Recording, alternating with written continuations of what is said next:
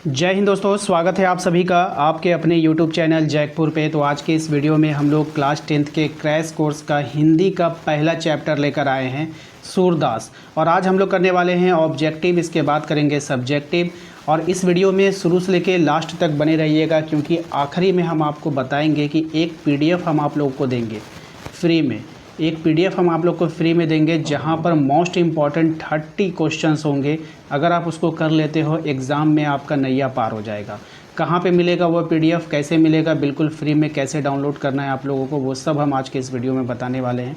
Video काफ़ी important है, शुरू से लेकर अंत तक बने रहिए। साथ ही साथ यदि आपने अभी तक हमारे चैनल को सब्सक्राइब नहीं किया तो कर लीजिएगा, ताकि आप लोगों के पास वीडियो का नोटिफिकेशन आता रहे। मैदान में हारा हुआ इंसान फिर से जीत सकता है। मैदान में हारा हुआ इंसान फिर से जीत सकता है, लेकिन मन से हारा हुआ इंसान कभी नहीं जीत सकता।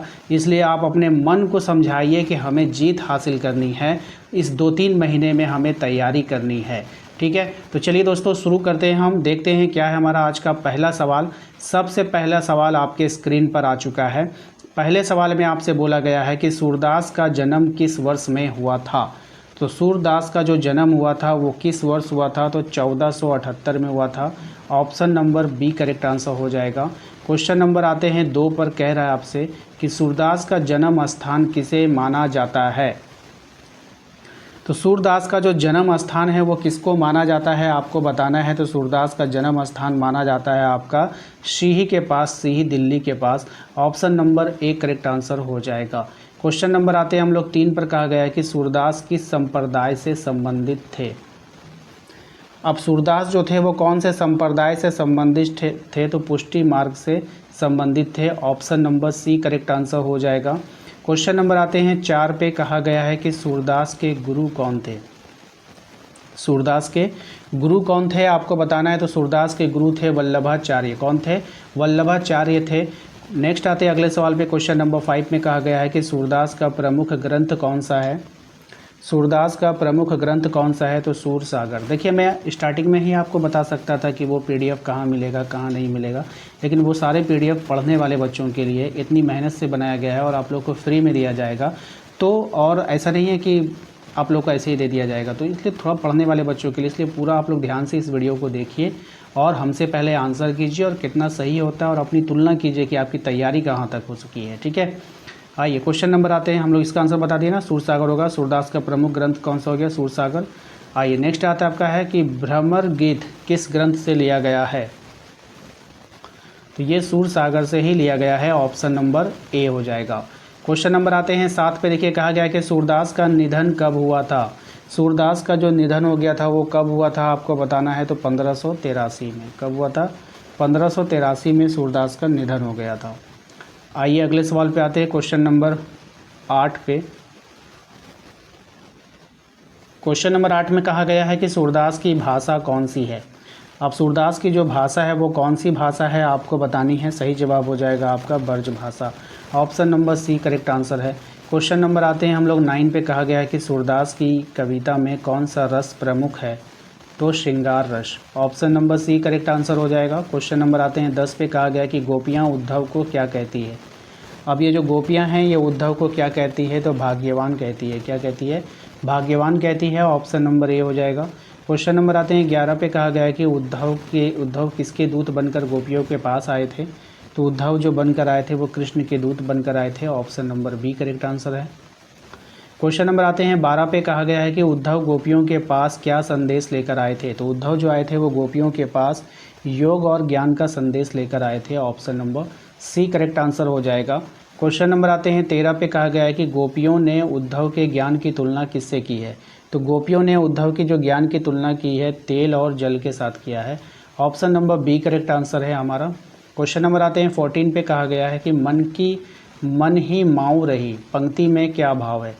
ठीक है, तो पंक्ति में जो भाव है प्रेम की निष्ठा का भाव है, ठीक है। Option number D correct answer हो जाएगा।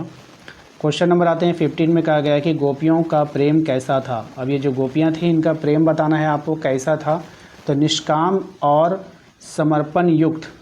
कैसा था? निष्काम और समर्पण युक्त था, ठीक है।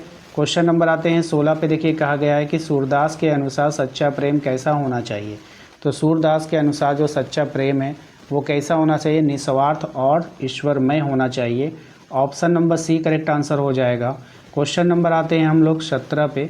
कहा गया है कि गोपियों ने उद्धव से कौन सा धर्म अपनाने की बात कही है? तो गोपियों ने उद्धव से राज धर्म अपनाने की बात कही गई है।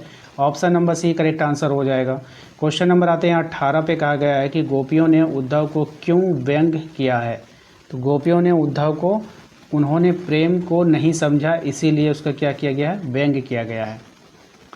क्वेश्चन नंबर आते हैं 19 पे। कहा गया कि गोपियाँ उद्धव के किस उपदेश पर हंस पड़ी?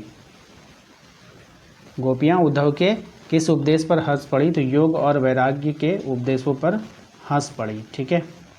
क्वेश्चन नंबर आते हैं 20 पर। कहा गया है कि हमारे हरी हरिल की लकड़ी पंक्ति का क्या भाव है? तो प्रेम और लगाव का भाव है। ठीक है। क्वेश्चन नंबर आता है 21 में। कहा गया है गोपियों ने कहा हरी है राजनीति पढ़ी आए, इसका क्या भाव है?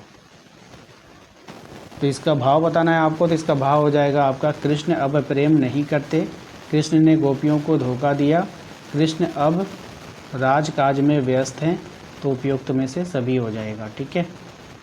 क्वेश्चन नंबर आते हैं 22 में। कहा गया कि गोपियों के अनुसार कौन सा मार्ग जो है वो श्रेष्ठ है? तो गोपियों के अनुसार जो मार्ग श्रेष्ठ है वो है प्रेम का मार्ग। ऑप्शन नंबर सी हो जाएगा। क्वेश्चन नंबर आते हैं 23 में। कहा गया कि सूरदास किस युग के कवि हैं? आपको बतानी है। तो सूरदास जो है वो भक्ति काल के कवि हैं। Option number C correct answer है। क्वेश्चन नंबर आते हैं 24 में। देखिए कहा गया है कि सूरदास की कविता का प्रमुख विषय क्या है? तो सूरदास की कविता का जो प्रमुख विषय है भक्ति और प्रेम। ठीक है, भक्ति और प्रेम हो जाएगा। ठीक है। क्वेश्चन नंबर आते हैं 25 में। देखिए कहा गया है कि गोपियों की वाणी में कौन सा गुण झलकता है? तो गोपियों की वाणी में व्यंग और करुणा झलकता है। क्या झलकता है? व्यंग और करुणा झलकता है। क्वेश्चन नंबर आते हैं 26 में। कहा गया है कि सूरदास की रचनाओं में कौन सा तत्व प्रमुख नहीं है?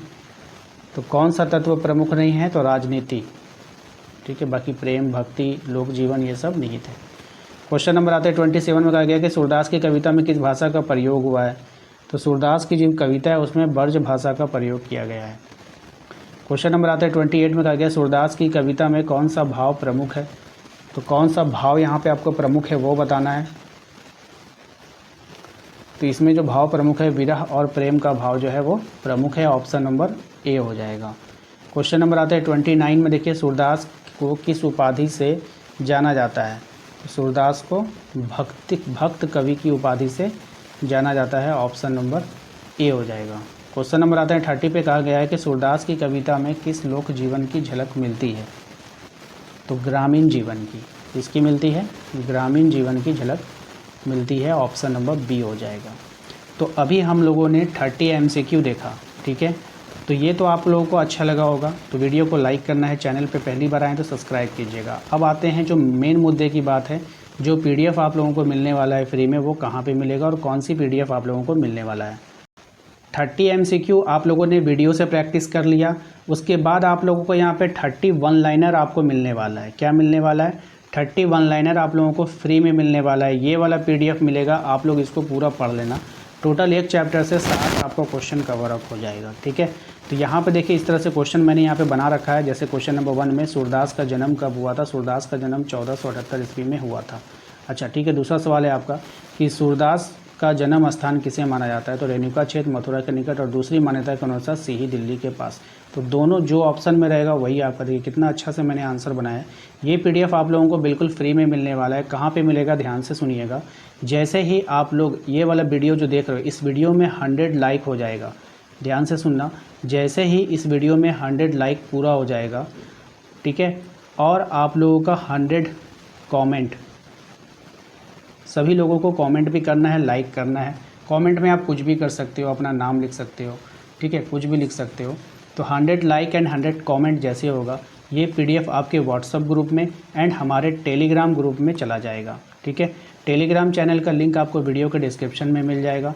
यदि आप हमारे व्हाट्सएप ग्रुप को ज्वाइन करना चाहते हैं तो इस नंबर पे आपको सिर्फ मैसेज करना है, आपको लिंक मिल जाएगा, वहाँ से आप ज्वाइन कर लेना। ठीक है, दोनों बात समझ में आ गई। PDF आपको कैसे लेना है ये भी समझ में आ गया। और PDF आपको तभी मिलेगा, आप टेलीग्राम ज्वाइन करके रख लेना। टेलीग्राम का लिंक वीडियो के डिस्क्रिप्शन में है, या नहीं तो आप टेलीग्राम पे सर्च करोगे ना जैकपुर स्टडी, आप इस तरह से जैकपुर स्टडी सर्च करना, ठीक है। जब आप जैकपुर स्टडी सर्च करोगे तो आपको वहाँ पे मेरा चैनल दिख जाएगा, ठीक है। 4000 से ज़्यादा वहाँ पे फॉलोवर होंगे, तो वही मेरा चैनल है, टेलीग्राम चैनल। तो वहाँ पर भी आपको मिल जाएगा। लेकिन कब जाएगा वो ध्यान रखिएगा, जैसे ही इस वीडियो पे 100 लाइक पूरा होगा एंड 100 कमेंट पूरा होगा, आपको ये PDF तुरंत मिल जाएगा, ठीक है। व्हाट्सएप पे भी मिल जाएगा और टेलीग्राम पे भी मिल जाएगा। अगर आप बाद में देख रहे हो तो आप लोग टेलीग्राम पे जाके ले लेना, क्योंकि व्हाट्सएप में आप लेट से अगर ज्वाइन करते हो तो फिर दिक्कत हो जाएगी, इसलिए आप लोग पहले से ज्वाइन होकर रहना, ठीक है। थैंक यू, मिलते हैं हम लोग नेक्स्ट अगले वीडियो में। Thank you.